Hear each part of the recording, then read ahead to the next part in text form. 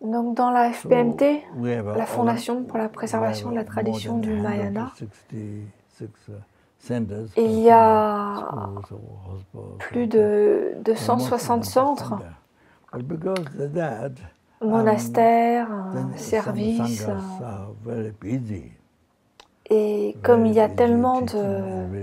Il y a aussi des écoles, des lieux pour les personnes en fin de vie, mais principalement des centres. Et donc comme il y a tous ces centres où il y a beaucoup d'enseignements qui s'y déroulent, beaucoup de méditations qui sont guidées, eh bien la Sangha, les moines et les moniales sont très occupés à enseigner, à travailler dans les centres, à voyager d'un centre à l'autre.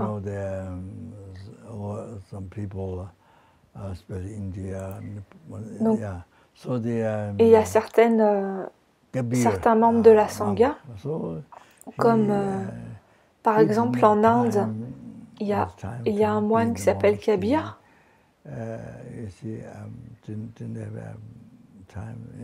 Il était toujours très occupé.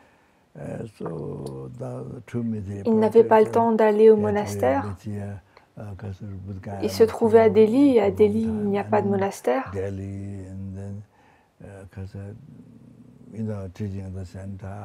Donc il était occupé à enseigner au centre de Delhi, et puis il était aussi très occupé par différents projets. Le projet Maitreya à Kushinagar. Donc il enseignait au centre et il s'occupait aussi du projet Maitreya. Donc il a fait ça pendant longtemps. Pendant de nombreuses années, il était comme ça, toujours très occupé.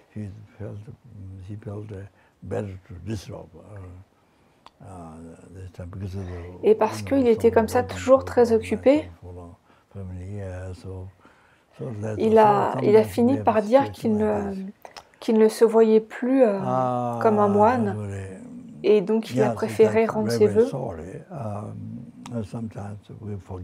Ça, c'est aussi parce qu'il a toujours beaucoup travaillé pour l'organisation, toujours été très occupé pendant très longtemps. Donc parfois il y a des situations comme ça qui se produisent, et j'en suis vraiment, vraiment désolée. Et on oublie que la Sangha, les moines et les moniales, œuvrent, travaillent depuis très longtemps, servent depuis très longtemps.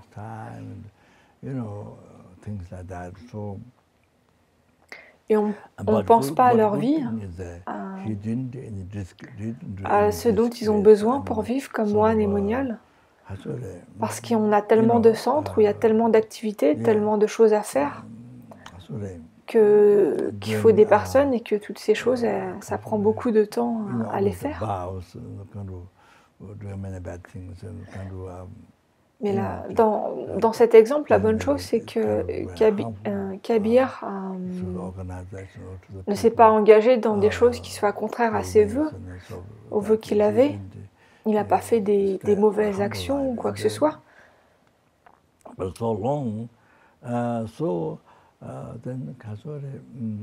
Et pendant très longtemps, donc, il a vécu cette vie de moine, cette vie humble. Mais il n'a pas eu l'opportunité de rester dans un monastère. Et comme il a dit, donc, en étant toujours très occupé, eh bien, il ne se sentait plus en fait comme étant un moine. Il ne se voyait plus comme étant un moine. Et à cause de ça, il a fini par changer de vie.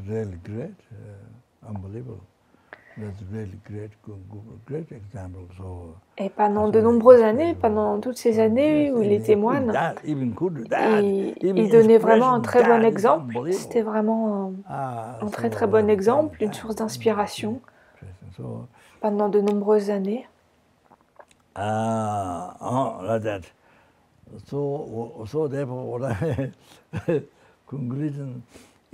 Donc je vous dis cela parce que ma conclusion, c'est que peut-être que chaque année, je pense que ça serait bien que les moines passent un moment dans un monastère chaque année, peut-être 1 mois, 2 mois, 3 mois, qui puissent rester dans un monastère chaque année pendant une période, 1, 2, 3 mois.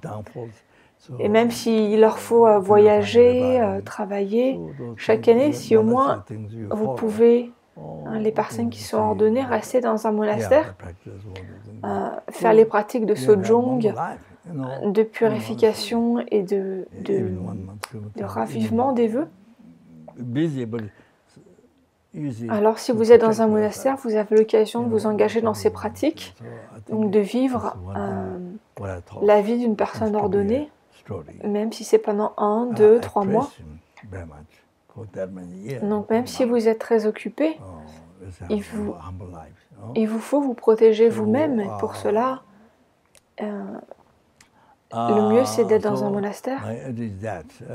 Donc quand j'ai entendu cet exemple, l'histoire de Kabir, c'est ce qui m'est venu à l'esprit. Donc vraiment je loue Kabir parce que pendant de nombreuses années il a vécu comme un moine, une vie très simple, très humble.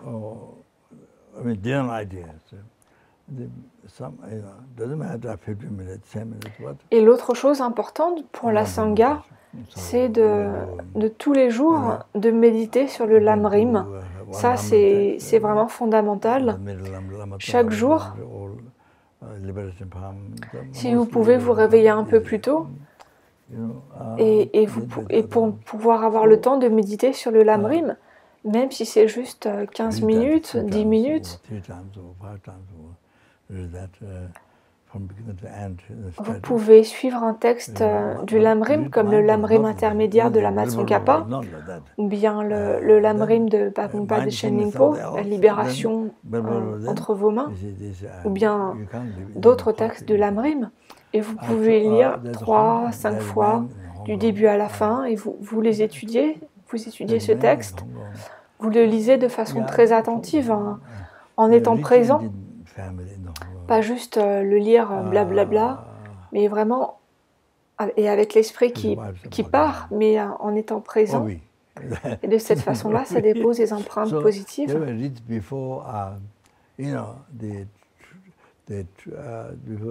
Et il y a comme ça un exemple d'un homme à Hong Kong. Je crois que c'est une histoire que je vous ai déjà racontée, mais c'était en fait, sa famille était très riche.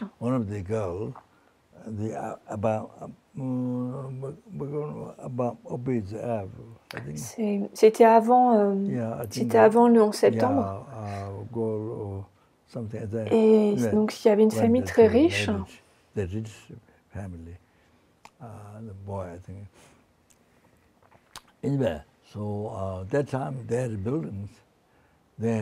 Ils avaient beaucoup d'immeubles, pas les tours qui ont été détruites, mais ils avaient d'autres immeubles. Mais ils ne se sont pas occupés de leur argent. En fait, quand je dis s'occuper de son argent, ce que j'entends par là, c'est d'utiliser son argent pour accumuler des mérites et pour ne pas créer des karmas négatifs. Pour ne pas créer des karmas négatifs, mais pour accumuler des mérites. C'est ce que ça veut dire pour moi, prendre soin de son argent, s'occuper de son argent. Donc ça, c'est la chose principale. C'est que grâce à cela, on va obtenir le bonheur de vie en vie jusqu'au bout du compte, et bien obtenir l'éveil.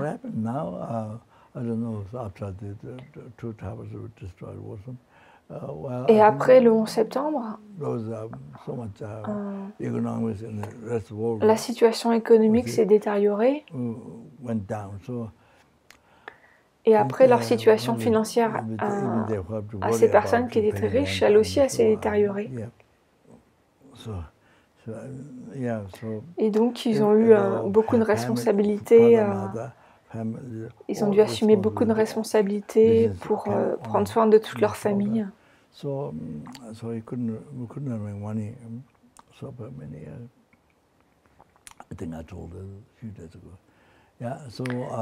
Et puis, donc cette personne, le reste de la famille était fâché avec elle parce que ils avaient des difficultés financières et ils pensaient que c'était un peu de sa faute.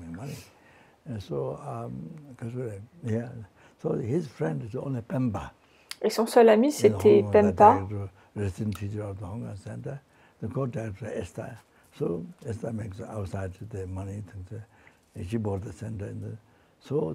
Pempa du centre de Hong Kong, et il l'appelait très souvent, il appelait très souvent Pempa, jusqu'à 60 fois par jour il l'appelait. Et Pempa avait vraiment beaucoup de patience de lui parler si longtemps au téléphone. Et puis petit à petit, ça a réduit. Il l'appelait plus que peut-être 30 fois par jour.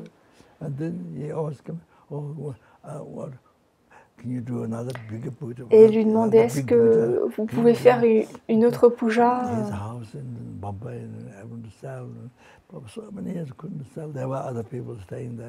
Et par exemple, il avait une maison à Bombay, il ne pouvait pas la vendre parce qu'il y avait des gens qui habitaient, donc comme ça il y avait plein de problèmes.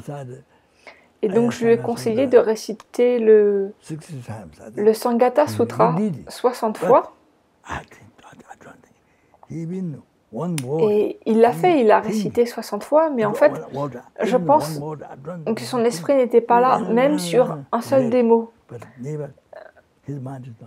Son esprit n'a jamais été là pendant toutes ces récitations. Et donc, tout cet exemple, c'est pour vous dire que quand vous lisez un livre du Dharma, eh bien, il ne faut pas faire comme ça. Quand vous lisez un livre du Dharma, il faut être présent. Et la lecture devient alors une méditation analytique. Et sur la base de cette méditation analytique, après vous pratiquez la méditation en un point, où vous gardez votre esprit sur le Lamrim. Par exemple, quand vous méditez sur la dévotion au maître, quand vous voyez le maître comme étant Bouddha, eh bien à ce moment-là, vous gardez votre esprit posé sur cet objet, sur le fait de voir le maître comme Bouddha.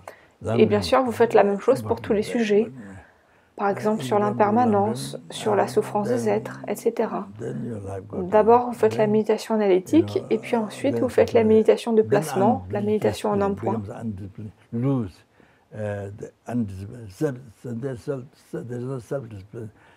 Et le Lamrim, c'est vraiment fondamental, c'est extrêmement important. Si vous ne méditez pas sur le Lamrim, alors vous devenez indiscipliné, votre esprit devient indiscipliné, il n'y a pas d'autodiscipline, comme le dit sa sainteté. Et si votre esprit devient indiscipliné, alors vous ne pouvez pas maintenir vos vœux.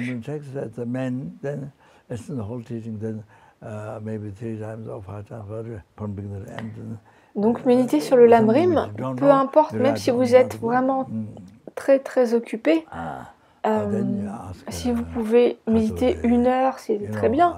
Sinon une demi-heure, ou peu importe, même un quart d'heure, sur le Lamrim. Donc vous lisez votre texte du Lamrim, qui contient l'essence de tous les enseignements. Peut-être vous le lisez 3, 5 fois, du début à la fin.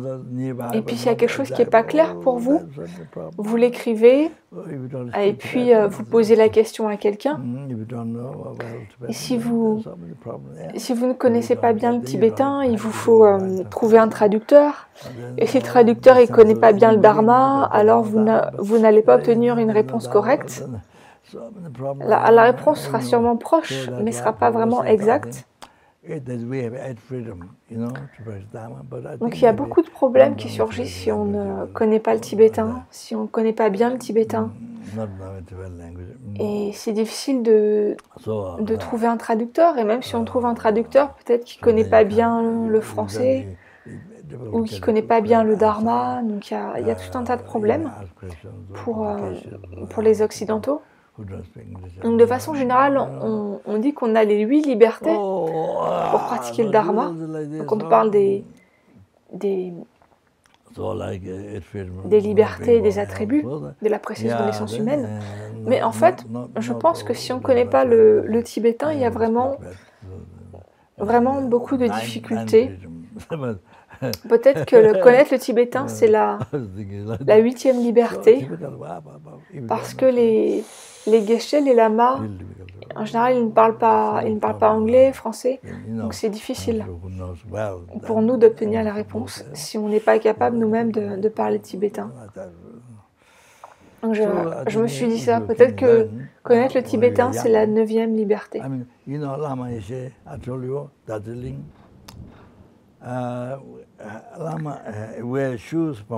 Donc si vous pouvez apprendre le tibétain pendant que vous êtes jeune, je pense que c'est bien.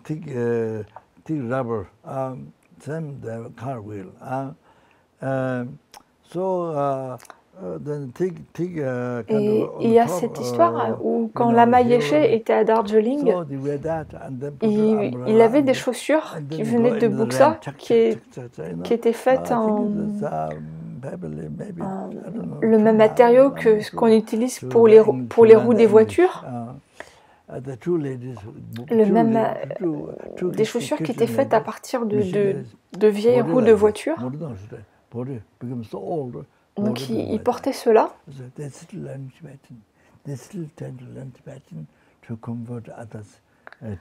Donc, et en marchant, il devait marcher comme ça plusieurs kilomètres sous la pluie pour aller apprendre l'anglais de 2 dames qui étaient des missionnaires chrétiennes. Il allait les voir pour pouvoir apprendre l'anglais. Et donc, parce que Lama Yeshe voulait apprendre l'anglais de personnes anglaises. Donc, et ces personnes, en fait, voulaient apprendre le tibétain afin de convertir les Tibétains au christianisme. Et Lama, il allait les voir pour apprendre l'anglais d'elles. Et Lama avait un livre de grammaire anglaise, et comme ça, il a appris l'anglais. Et ces dames, de leur côté, c'était des dames âgées, hein, vraiment âgées, mais elles voulaient apprendre le tibétain. Et en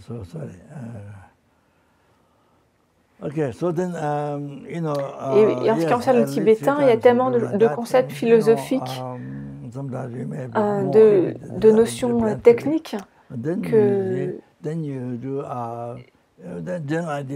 la façon la plus facile d'apprendre la philosophie, c'est d'apprendre la langue tibétaine. Ça, c'est quelque chose que Sa Sainteté a dit. Donc, pour revenir à ce que je vous disais sur le Lamrim, il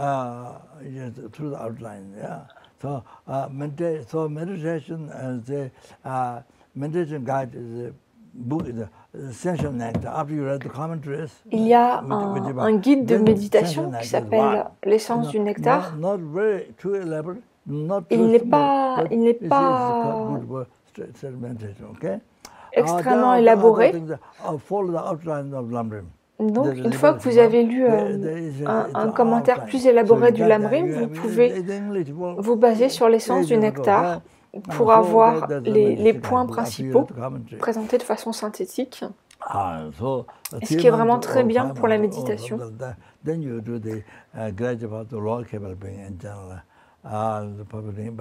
Donc vous méditez sur le Lamrim en suivant le plan, en fait, en suivant les différents sujets, l'un après l'autre. Vous méditez dessus.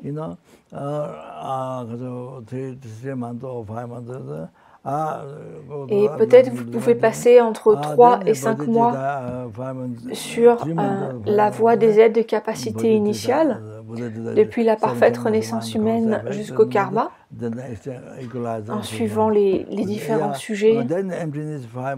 Et puis ensuite, peut-être que vous pouvez passer encore 3 ou 5 mois sur la voie des êtres de capacité intermédiaire, en faisant petit à petit toutes les méditations. Et puis après, vous pouvez passer à la voie des êtres de grande capacité, peut-être encore pendant 3-5 mois, où là, vous méditez sur Bodhicitta avec la technique des 7 causes et un effet, avec l'égalisation de soi, l'égalisation et l'échange de soi avec autrui, et puis ensuite sur la vacuité. Et puis comme ça, une fois que vous avez terminé un cycle du Lamrim, du début à la fin, eh bien vous recommencez depuis le début. Et ça, vous pouvez le faire. Vous pouvez le faire au moins 2 fois, mais bien plus que ça. Et vous continuez à faire ce cycle.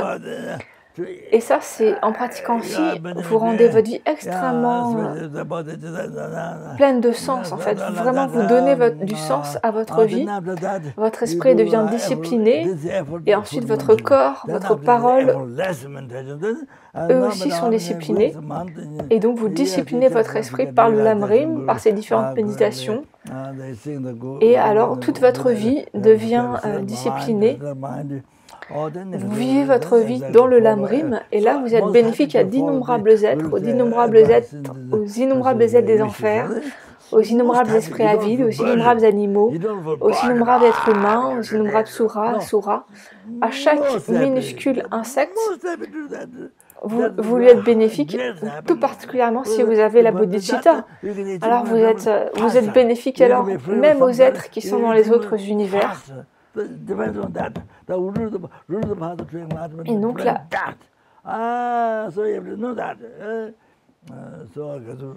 et il vous faut savoir que la racine de la voie vers l'éveil, c'est la dévotion au maître. Ce qui rend le plus heureux, c'est de suivre les conseils du maître. Et si on a de la dévotion, alors si on voit que le maître, si on le voit comme un Bouddha, alors on a un esprit stable et on ne ressent pas que suivre les conseils du maître, c'est un fardeau. Ça ne devient pas un fardeau. On se sent au contraire extrêmement heureux.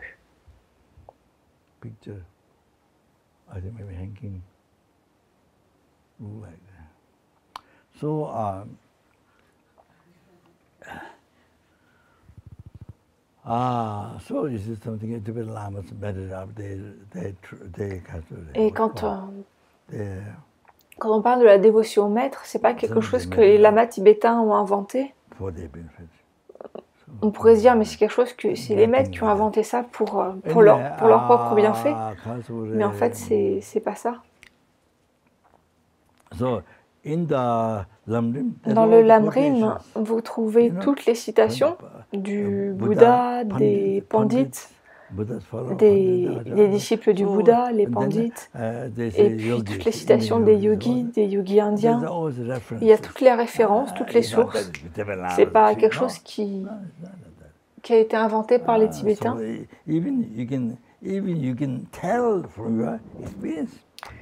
Et c'est quelque chose que vous pouvez voir depuis votre propre expérience.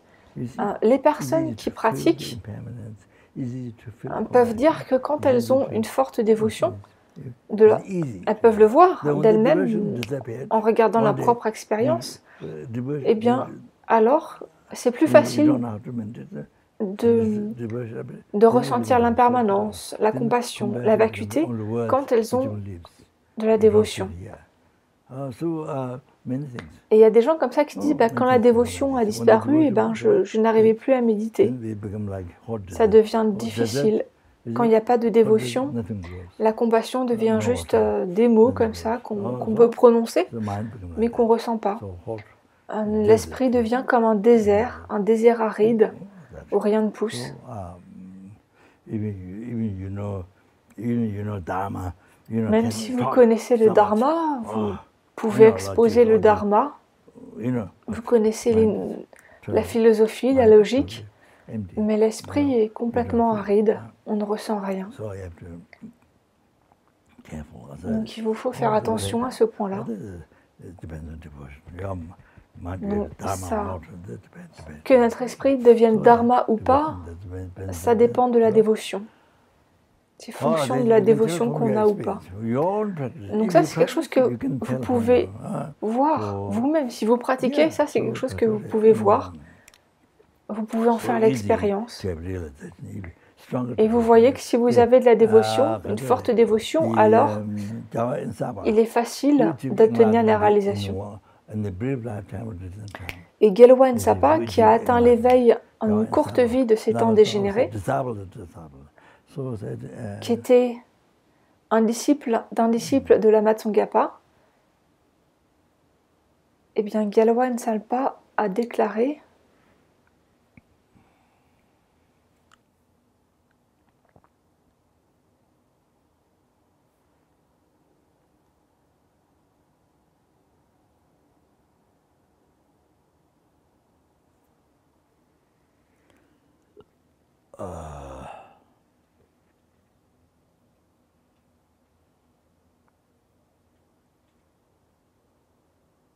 I think the beginning was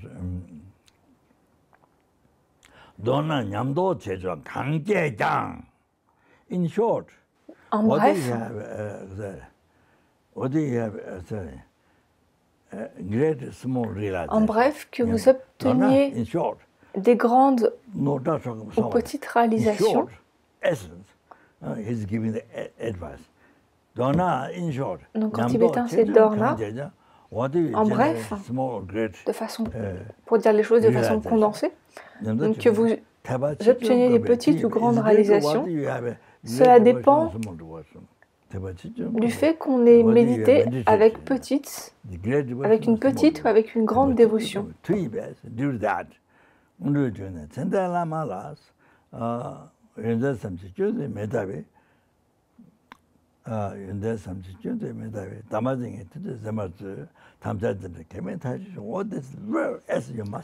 ça c'est vraiment l'essence, c'est l'essence, un conseil vraiment essentiel que vous devez écrire dans votre journal.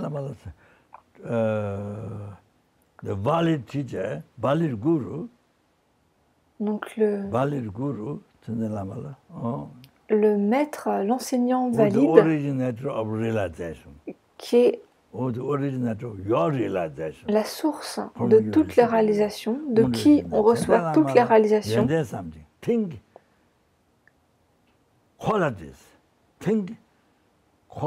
Pensez à ses qualités et ne pensez pas à ses défauts. Regardez les qualités du maître.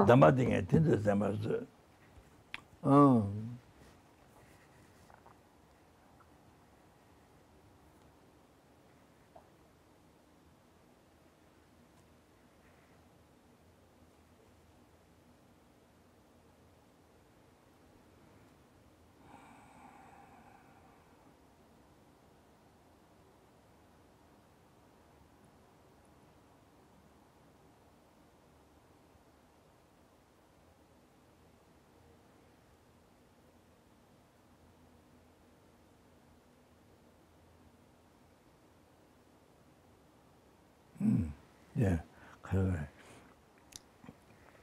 In the 50 verses, et dans la dévotion, dans les 50 versets de la dévotion au maître, on nous dit,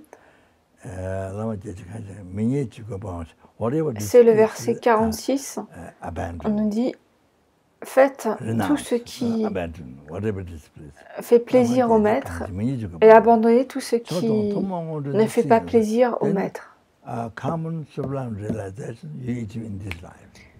Et en faisant cela, alors on atteindra dans cette vie même toutes les réalisations communes et sublimes.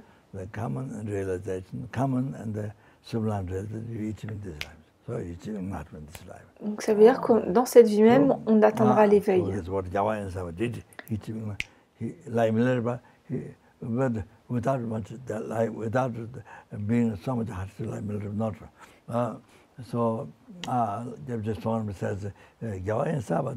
Donc ça, c'est quelque chose que Gelwa Salpa a dit. Et il a réalisé cela de la même façon, mais il n'arrive pas à pratiquer ainsi en rencontrant beaucoup d'épreuves pour servir son maître.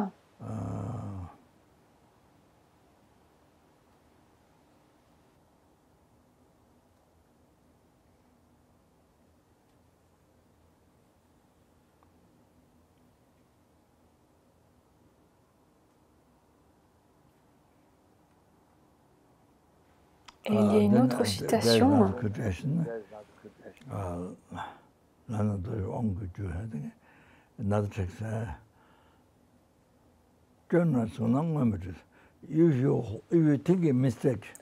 si vous pensez aux fautes, vous n'atteindrez pas de réalisation.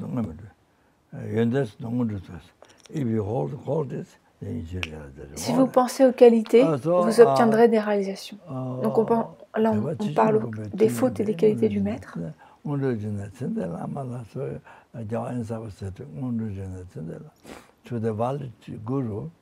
Gyalwant Sapa a déclaré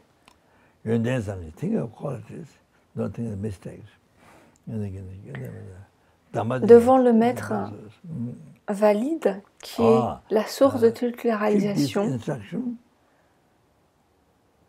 je pense à ses qualités et je ne pense pas à ses erreurs.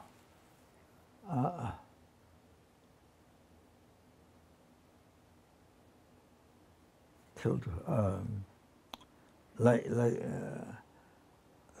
in the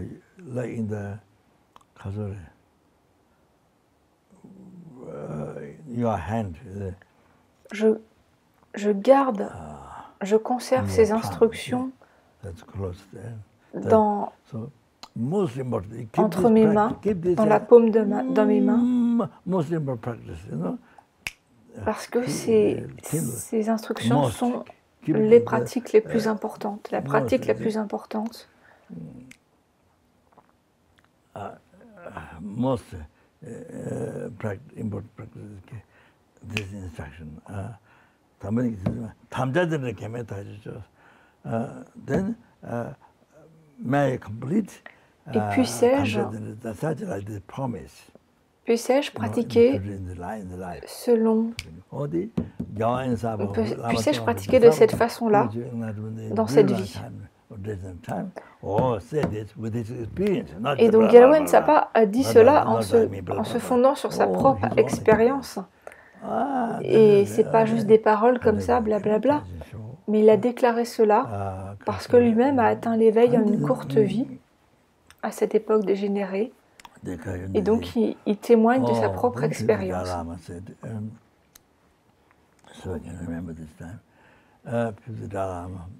Et il y a une autre citation du 5e Dalai Lama qui est similaire.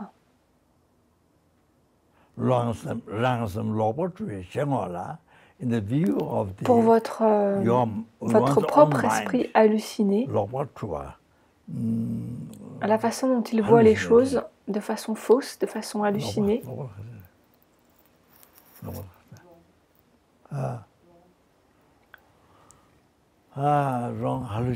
Jokpar en tibétain, on peut dire faux, halluciné, l'esprit halluciné. Alors, vos propres erreurs apparaissent dans les actions du maître.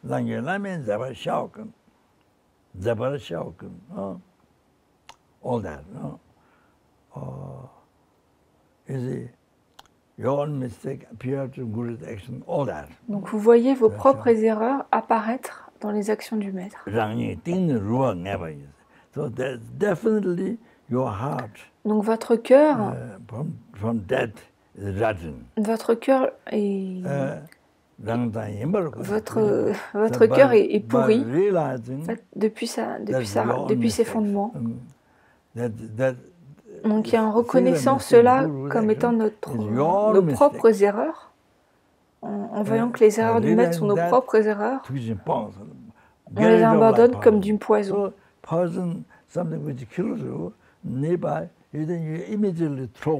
Donc si quelqu'un essaie de nous tuer avec du poison, quelqu'un a du poison et s'approche de nous, on s'enfuit, on rejette le poison très loin. Et donc, en voyant que les erreurs qui apparaissent chez le maître sont nos propres erreurs, alors immédiatement, on les rejette, ces erreurs, comme si elles étaient du poison. Et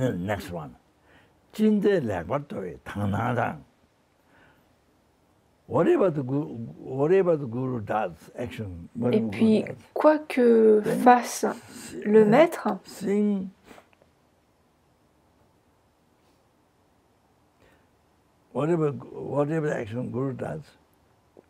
quelles que soient les actions du maître, voyez-les comme étant purs. Comme avec l'apparence pure, Tanang, voyez-les comme étant purs. Voyez tout ce que fait le maître comme étant pur. Donc, quelles que soient les actions que vous voyez, qu'elles soient tuer, voler, l'inconduite sexuelle, boire, des actions non vertueuses que vous voyez apparaître chez le maître,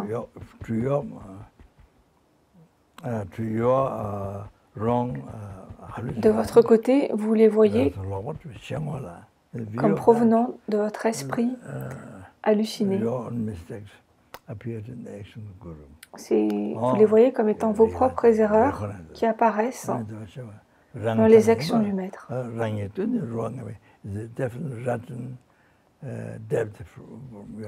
Et ça provient de notre cœur pourri, de nos propres erreurs.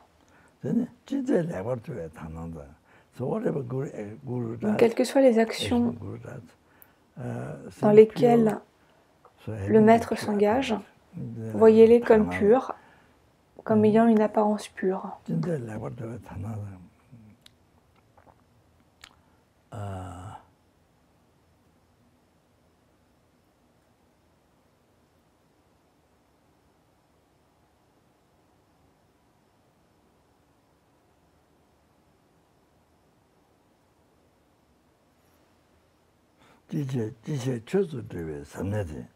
So,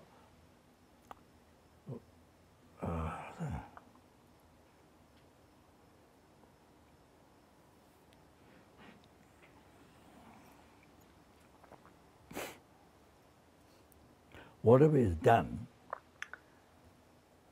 donc tout ce qui est fait est dharma. Whatever is done. Tout ce qui est fait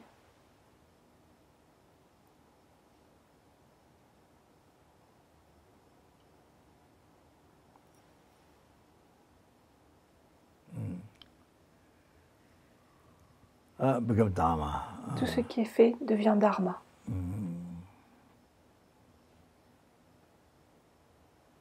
So they're profound. That's a profound. Donc c'est un point très profond, c'est un point vital. Quelles que soient les actions qui sont faites, elles deviennent dharma.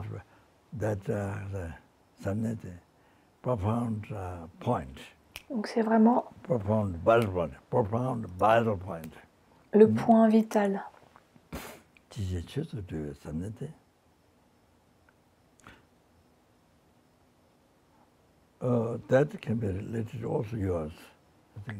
Et cela, on peut le relier aussi, bien sûr, on le relie à nous-mêmes. They become dharma. Then that becomes the profound point. Or whatever the guru does to them, that is the become dharma. So that's a profound point, profound vital point. En voyant toutes les actions comme pures, elles deviennent dharma. It's our cause. So that's the last one. Whatever you think,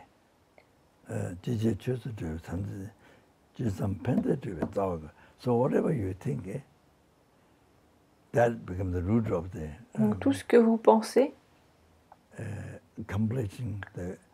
Avec ces apparences pures, devient la racine du dharma.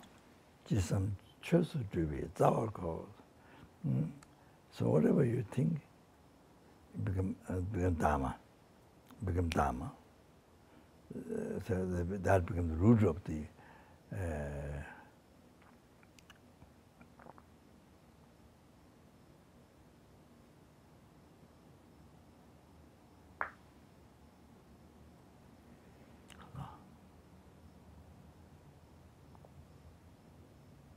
Yeah, whatever you think. Whatever you think. Tout ce que vous pensez. You understand this root of the path. Avec cette compréhension-là, devient la racine. Whatever you think, this is the root of the dharma.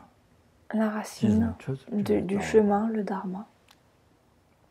Whatever you think, this becomes the root of the dharma. This is so donc c'est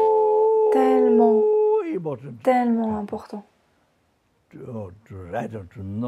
Il faut écrire cela dans notre cahier et s'y référer chaque jour.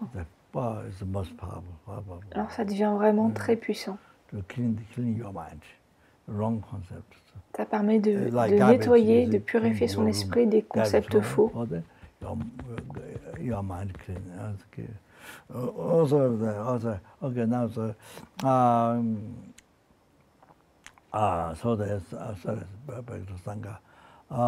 pour revenir au sujet, au sujet du Sangha, donc je pense que la chose fondamentale, c'est chaque année de passer du temps dans un monastère,